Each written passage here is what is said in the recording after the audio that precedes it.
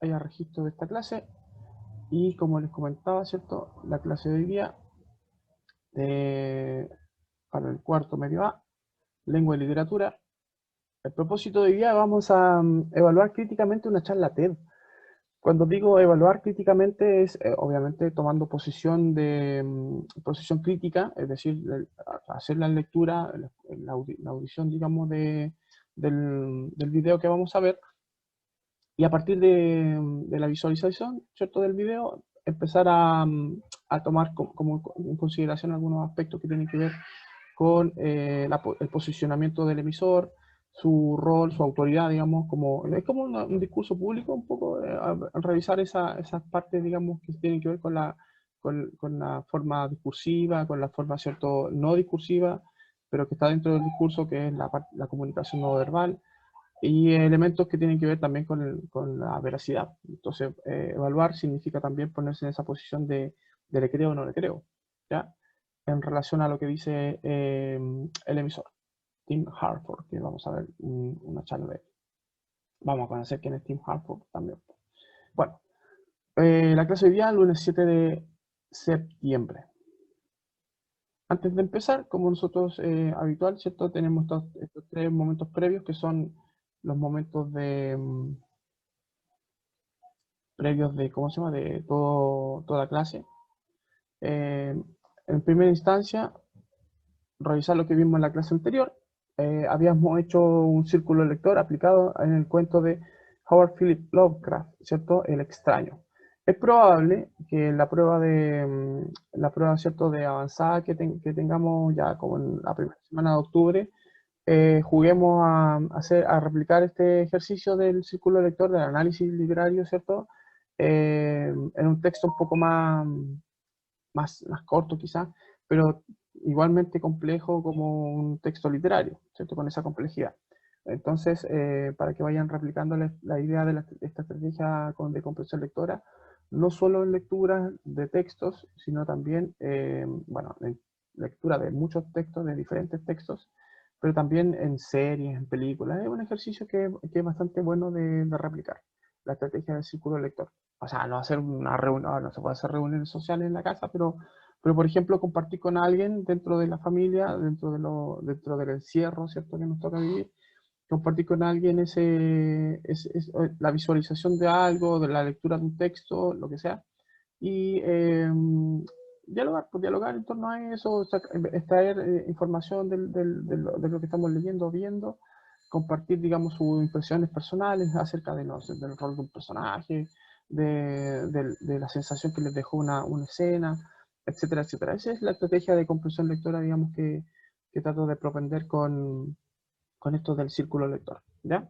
Es un buen ejercicio, es un ejercicio que se hace a propósito, digamos, y que les va a servir para la PDT, ¿ya? Ok, lo que vamos a ver hoy día, y está destacado, ¿cierto?, de esa manera, es evaluar críticamente una charla TED. La charla TED es a propósito del tema de despertar la creatividad, las mentes creativas, ¿cierto? Una manera poderosa de despertar tu creatividad natural.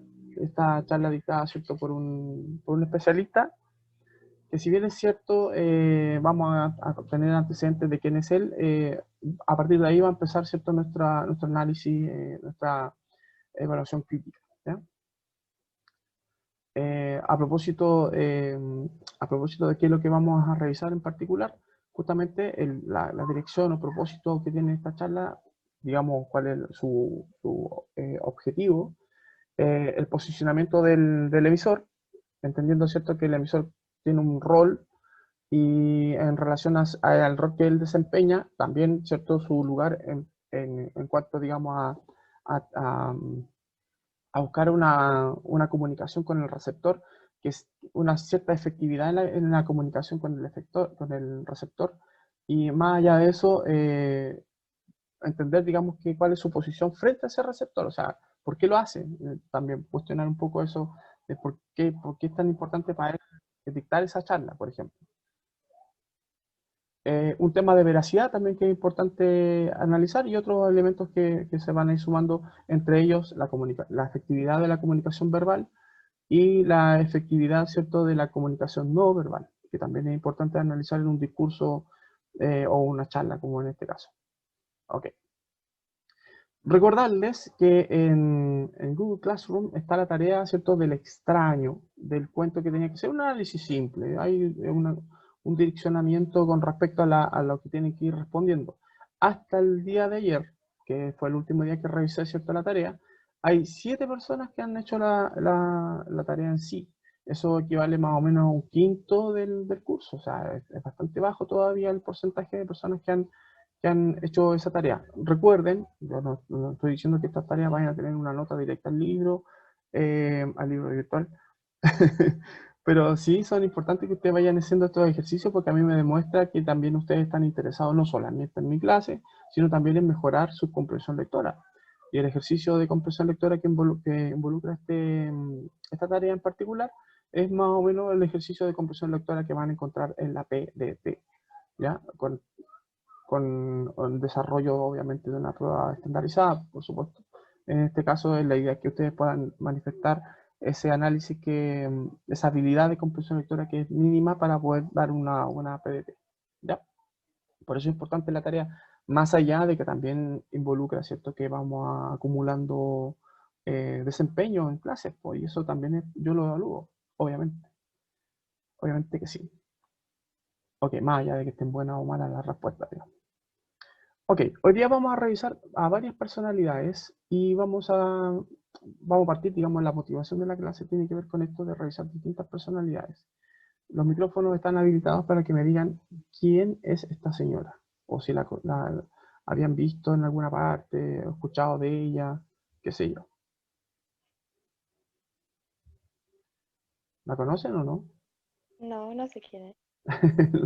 No le es familiar la cara. El rostro no es muy familiar, digamos.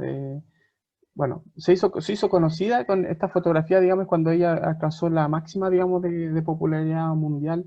Es una artista, ¿cierto?, de origen franco, francesa, de origen francés, pero está avecindada, no sé si en Inglaterra o en Estados Unidos. Bueno, ella se llama Louise Bourgeois, ¿cierto? Falleció en el año 2010, nació en 1911, falleció en 2010, ¿cierto? Y es una artista, digamos, surrealista.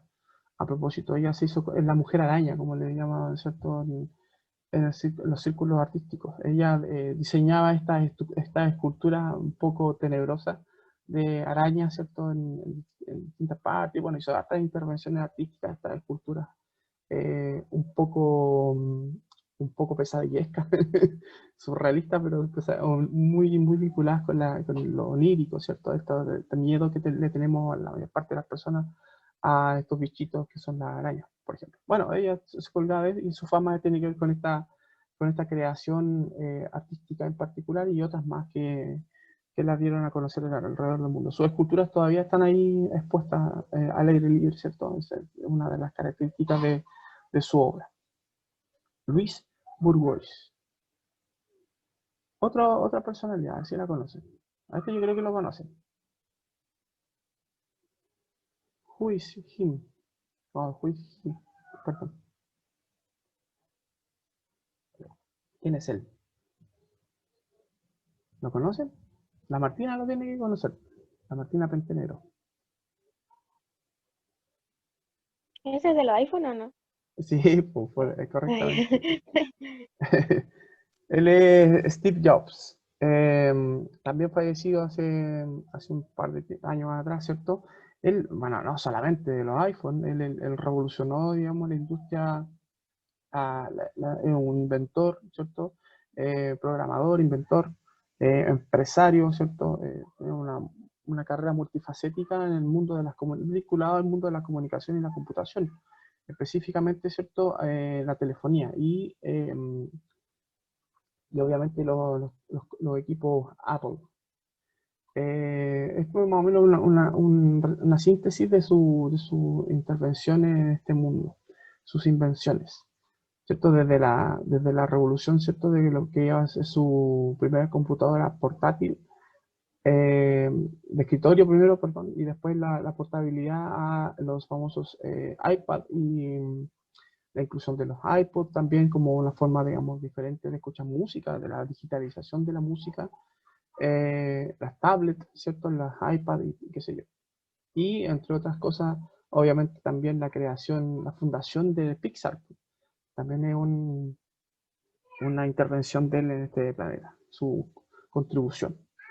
Una persona permanentemente, ¿cierto?, en ejercicio de invención, hasta su abrupta muerte a los 56 años producto de un cáncer. Maldito cáncer. Otra persona, a esta señora tampoco yo creo que la conocen o la reconocen, la podrían reconocer. También es una artista, de hecho ella está justamente dándole la espalda a una de sus obras. No vamos a hacer, no los voy a torturar porque yo sé que no la reconocen. Es difícil de reconocer. Si no tengo una vinculación, digamos, con el arte, ¿ah? Con la pintura, eso nos falta a todos nosotros en Chile, digamos, que haya más cultura, más consumo de arte pictórico, pocas visitas a los museos y qué sé yo. Ella es Matilde Pérez, una pintora, ¿cierto? Obviamente, pintora y escultora, que se da a conocer, digamos, mundialmente por esta, es chilena, por supuesto, se da a conocer mucho por este tipo de arte como fragmental de la simetría y juego, ¿cierto?, de la posición del ojo es como es una poesía literalmente, pero está una obra, digamos, más bien conceptual. De hecho, hay mucho juego de movimiento visual, de la sensación de que las obras de ella tienen esa movilidad estática, ¿cierto? Que tienen estos como juegos de perspectiva, ¿cierto? A propósito de arte contemporáneo. También por una cantidad enorme de exposiciones a nivel mundial. Es conocida también en el mundo por esta importante innovación del arte simétrico, del arte en movimiento. Matilde Pérez. Ella, a lo mejor tampoco la conocen, ella es Premio Nacional de Ciencias, María Teresa Ruiz, ¿cierto? Nació en 1946. Ella es una astrofísica chilena. Ojo con esto porque ella trabaja directamente, ¿cierto?, con la exploración de, del universo. Específicamente, ella ha descubierto varios exoplanetas, o planetas que tienen más o menos las mismas características de albergar vida como nuestro planeta. Y dentro de su trabajo, ¿cierto?, está esta permanente búsqueda y la estrategia para buscar y para encontrar cierta evidencia de que hay vida en el universo. Ella también citada a nivel internacional en libros, ha escrito mucha literatura de divulgación científica, como este que les voy a mencionar aquí, que se llama Hijo de la, recomendado el libro, ¿cierto? Que lo revisen, es como una aproximación a la astrofísica, pero de una manera más amable para nosotros que no somos muy muy allegados, digamos, a los términos científicos, sobre todo los términos físicos, que son súper difíciles, digamos, de entender los conceptos que tienen que ver con la física, ¿cierto? La astrofísica en este caso. También una persona destacada en ese sentido, María Teresa Ruiz. Tenía muchos otros personajes, pero los centré, no sé, curiosamente, digamos, en autoras, personas o personalidades chilenas, ¿cierto? Ahí por lo menos mencionaba tres ya, y esta es la tercera, yo creo que también la reconocen, es la inventora del billete de 5 lucas, Gabriela Mistral, poetisa, ¿cierto? Educadora, una persona muy activa desde el punto de vista, ¿cierto?, político, en busca, digamos, no solamente de la igualdad a partir de la educación, eh, la igualdad de oportunidades, digamos, ella le dio mucho realce a la importancia que tiene la educación para superar la pobreza, por ejemplo, a nivel latinoamericano. También los derechos de la mujer, es muy una icono, digamos, de la lucha feminista. sin haber sido abiertamente feminista, ¿cierto? Es su ejemplo nomás. Y obviamente ganadora, la primera ganadora latinoamericana, mujer, pero la primera ganadora en Latinoamérica, ¿cierto? Un premio Nobel de literatura, en este caso. Bueno, un premio Nobel en general. O sea, la primera mujer latinoamericana, la primera persona latinoamericana que ganó un premio Nobel fue Gabriela Mistral, en el ámbito, ¿cierto?, de la literatura. Entonces destaca en eso también. Premio que no se da a cualquier persona, ojo.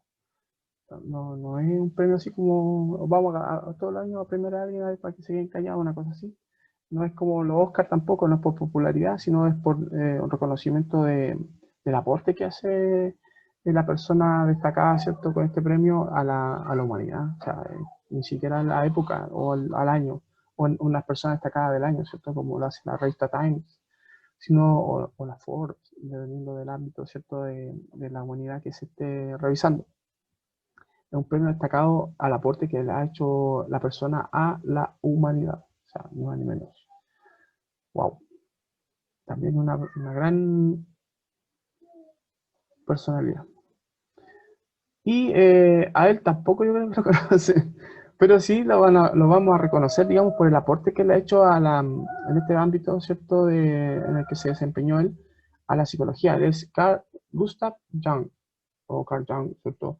Eh, o Jung, como le quieran decir ustedes.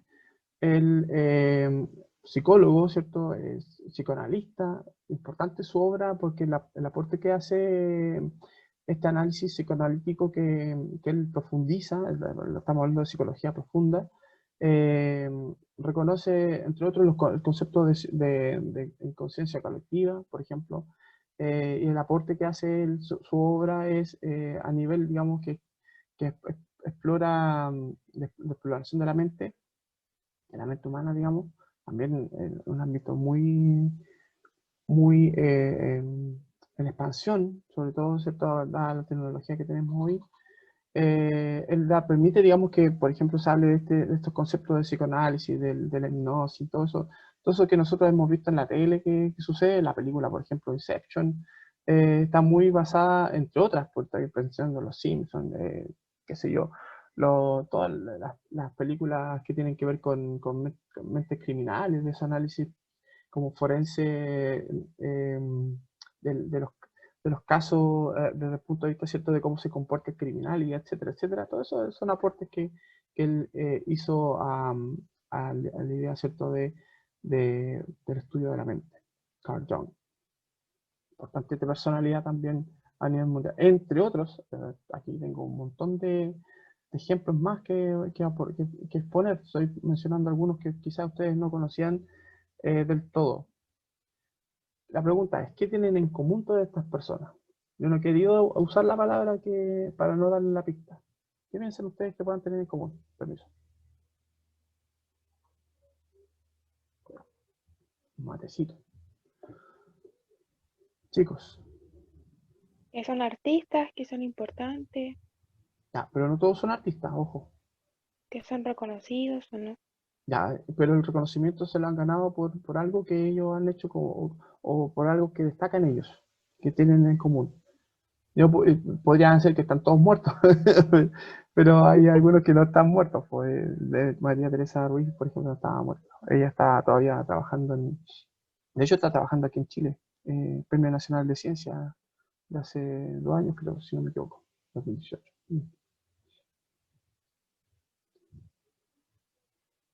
¿Qué elemento yo les voy a mostrar una imagen, seguramente ustedes se van a dar cuenta inmediatamente de lo que tienen en común?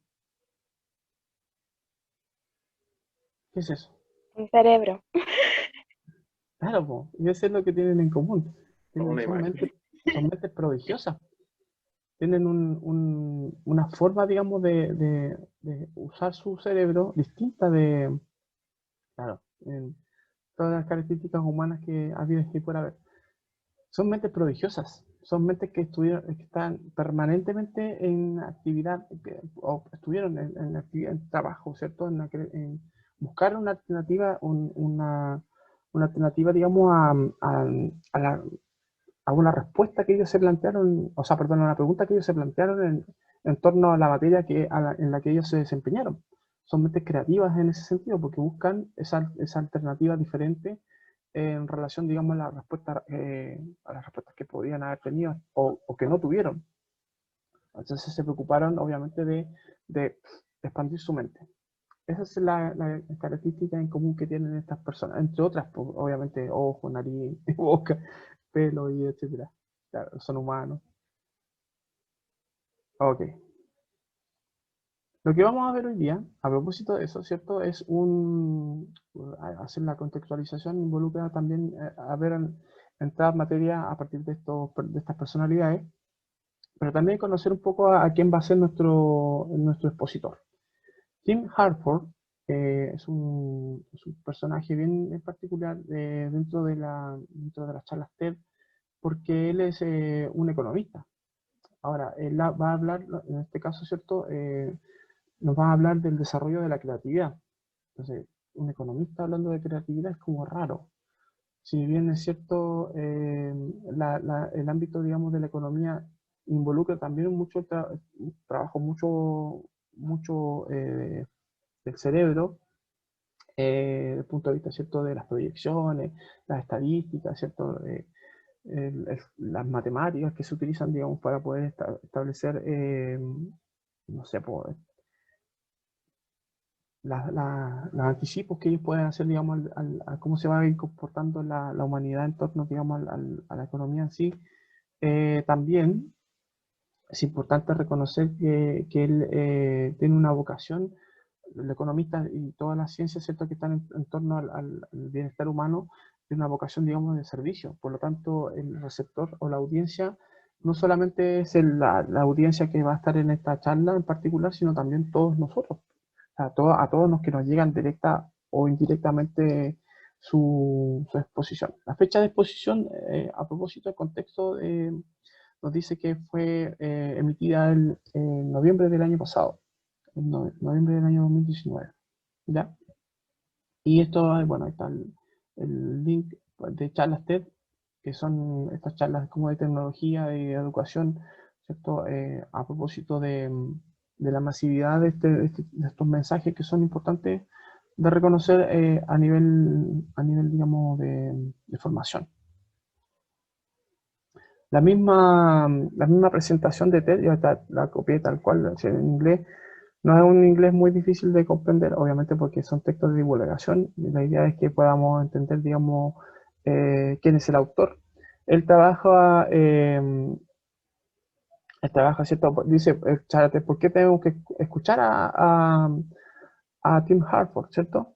Él, a propósito, un economista internacional muy conocido porque escribe columnas en el diario financiero, ¿cierto? El Financial Times en Inglaterra. Tim Harford, ¿cierto? Está tratando de familiarizar a las personas con ideas poco familiares, principios poco familiares que tienen que ver con la moderna economía.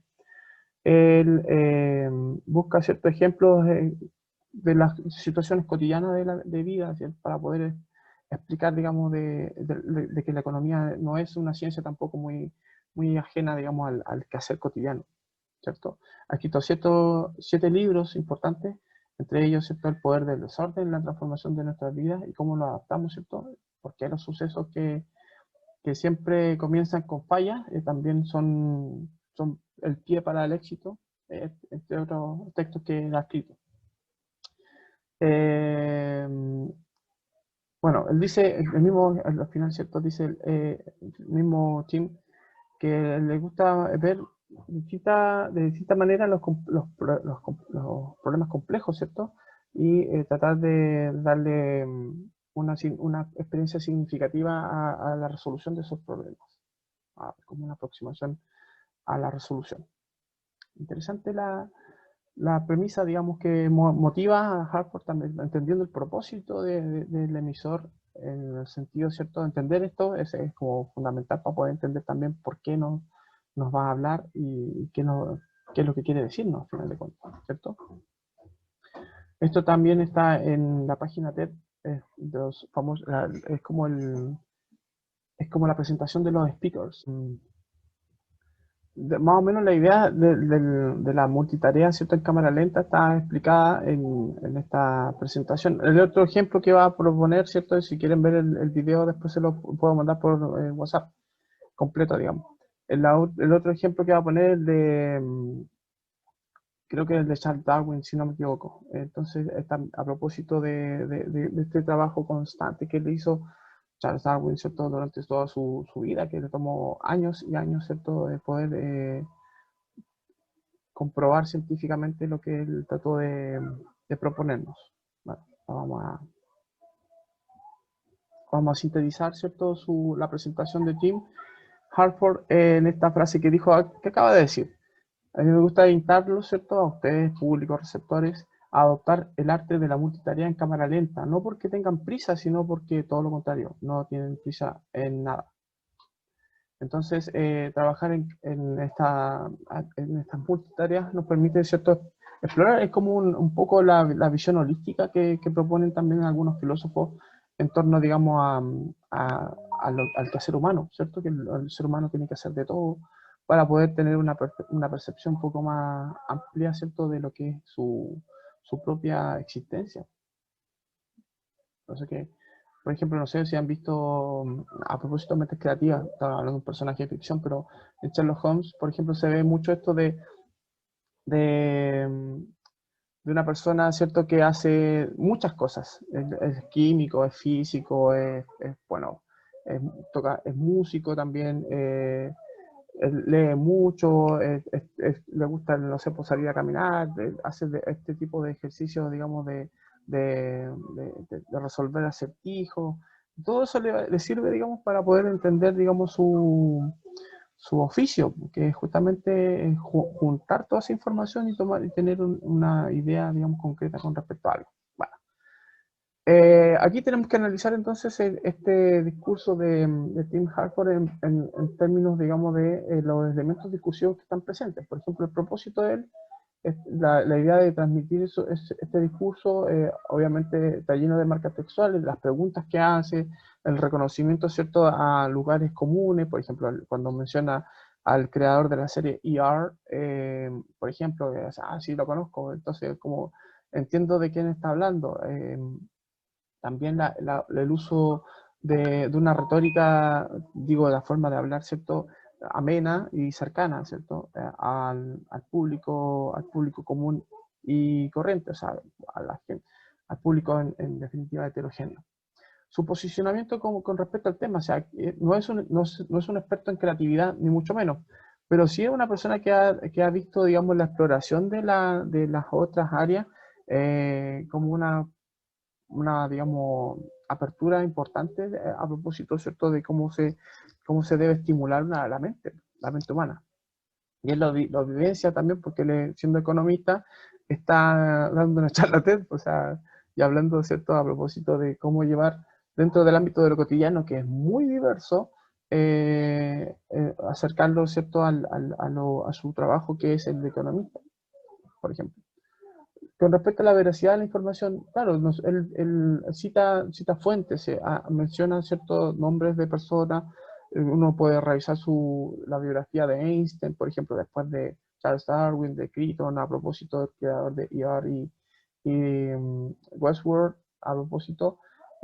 Todo lo que él comenta, ¿cierto?, se puede de alguna manera comprobar. O sea, está comprobada, esa información está de alguna manera respaldada en ese sentido. Y si hay alguna salvedad que hacerle, obviamente, seguramente él va a tener la disponibilidad de corregir los errores que pueda tener. Pues las fe de rata siempre en este tipo de discursos también son importantes de citar. Creencias y puntos de vista con respecto a sus ideologías. Bueno, sus creencias y su punto de vista en particular en torno a lo que él propone como tema es basándose, ¿cierto?, en la evidencia que él ha encontrado a propósito de la lectura de estudios que tienen que ver con qué hay en la mente de las personas que se supone son extraordinarias para la humanidad en cuanto a cómo operaron, su forma de pensar, su forma de, ¿cierto?, de trabajar, que él, digamos, recomienda para la gente común y corriente. No va a llegar al nivel, ¿cierto?, de Einstein, ni mucho menos, pero ¿por qué no? O sea, no, por qué cerrarse a esa posibilidad también? Bueno, los recursos lingüísticos, ya los mencioné, son estos recursos que tienen que ver justamente con cómo llamar la atención del público, de mantener, ¿cierto?, atento a lo que él está diciendo, va proponiendo ejemplos que son de alguna manera gradualmente más cercanos al público heterogéneo, más como a un público conocedor, obviamente, de algunos elementos que son estos que menciona él, que son de conocimiento también amplio, o sea, no es un público específico, ¿cierto? Entonces él toma estas citas, estos ejemplos de series, de películas, de autores, ¿cierto? Que son más o menos una referencia cercana a mucha gente, ¿cierto? Y los recursos no lingüísticos, bueno, si ustedes se dan cuenta, bueno, el escenario en sí, eh, su atuendo, una cara afeitada, son como elementos que uno no suma, pero que suman, al final de cuentas, ¿cierto? Al momento de transmitir la información que quieran transmitir, en este caso los expositores. El expositor siempre tiene que ser como bien visible, ¿cierto? Para el público, destacable su gestualidad, ¿cierto?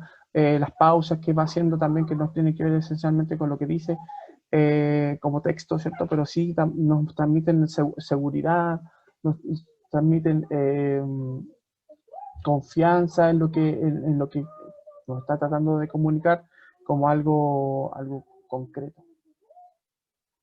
¿Cierto? Ahí está la expresión corporal, facial y los elementos paraverbales que tienen que ver con la entonación, que tienen que ver, ¿cierto?, con las pausas, como les decía, los silencios, qué sé yo. Todo eso es comprobar, digamos, de alguna manera, es darle crédito a lo que nos señala Tim Harford y esta idea, ¿cierto?, del trabajo en multitarea. Traten de ponerlo de manifiesto también ustedes, o sea, en lo que ustedes hacen. De hecho, nosotros, el currículum nacional, estamos hablando del quehacer escolar, es un quehacer en cámara lenta y enfocado no en una tarea, sino en muchas. Tiene que hacer distintas cosas: bailar, cantar, leer, rezar, comer. Cuando hacen las muestras costumbristas, por ejemplo, de los que preparan platillos, o para las tareas, ¿cierto?, de las tareas de inglés que se hacían, ¿cierto?, en el colegio, etcétera. O sea, siempre abarcando distintas áreas del conocimiento. De una forma también nosotros los profesores buscamos que ustedes se aproximen al conocimiento desde distintas estrategias, ¿cierto? Y distintas áreas, por supuesto. Bueno, hoy día aprendimos entonces que evaluar críticamente una charla TED, analizar, falta tiempo, digamos, para poder hacer un análisis un poco más profundo, pero se entiende que las modalidades discursivas actuales, dada la contingencia, están dadas por los elementos que nosotros vamos recogiendo de la virtualidad, de Internet en particular. Y TED, como una plataforma, digamos, permanente de charla, tiene muy buenos expositores y tiene muy buenos temas, digamos, que son de verdad muy recomendables.